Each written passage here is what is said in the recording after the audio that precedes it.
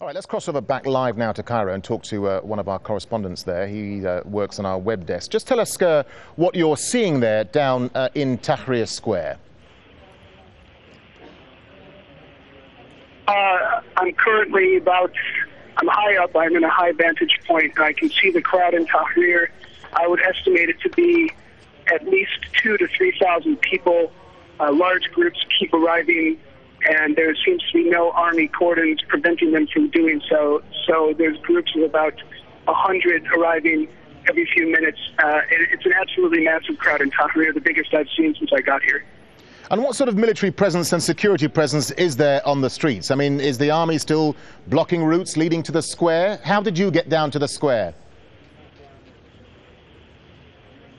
I'm not at the square, directly at the square. I expect I will be later. But there is very little army currently on the streets. I can see, from my point, about 3 armored personnel carriers, a tank, and a truck, and that's it. And last night when we were in the square, we counted about 20 tanks on the road next to the Egyptian Museum, and more in other roads leading to the square. They seem to have all disappeared. I've been out reporting. I don't know when they left, but obviously we were told that the police would return tonight. But we were also told that the army would maintain its presence in the square because of the violence that has occurred there. But that seems to not be the case. They seem to have left. There's no police. There's no army. It's a bit ominous because obviously they're going to have to come back at some point. As you say, you've been reporting for us earlier on. But, I mean, how would you gauge the mood on the streets now? I mean, are you getting a sense that something big's going to happen perhaps because the army and the police have withdrawn? Well, we were told, and I think that we reported earlier that they had called for a 1 million-person march. I get the sense that we might actually see huge numbers. And of course, that's an enormous number. I don't know if we're going to see that much, but it seems as if today is the day, and people realize that today might be the day, although we've also heard that there might be a march on the presidential palace tomorrow, which would be of greater significance than a demonstration in Tahrir, I think, given the sensitivity of that site. But we've seen the police driving around. We've seen the plainclothes officers with AK-47s. I don't think any Egyptian could actually tell you what they think is going to happen tonight, except that everyone has been hearing reports of the looting and the violence and the escaped prisoners, the rumors. I think that people are very uncertain and afraid. Are you hearing about any plans for pro-Mubarak protests or demonstrations?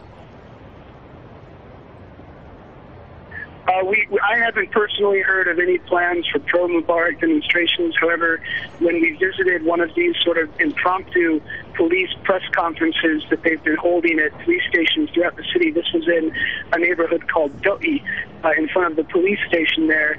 I don't know who the man was, but there were people who came up. One had a bouquet of flowers, speaking to the cameras, the local TV cameras that had gathered, and expressing his gratitude to the police. It all seemed fairly surreal, the amount of support that people were giving. Some cars came by and honked at the police. We've heard from other Al Jazeera reporters that they were shaking hands with them, that they were welcoming them back. But as far as pro-Mubarak goes, no, I don't think we're going to see that, or at least I haven't heard of any reports.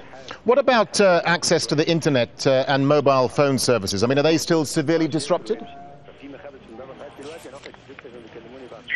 Mobile phones for Egyptians have been on for a couple days to make local calls from mobile to mobile, although it's intermittent. What I've heard is that Egyptians on their mobile phones cannot call international. I've had that experience trying to reach people, or trying to have people reach me. They can't make international calls.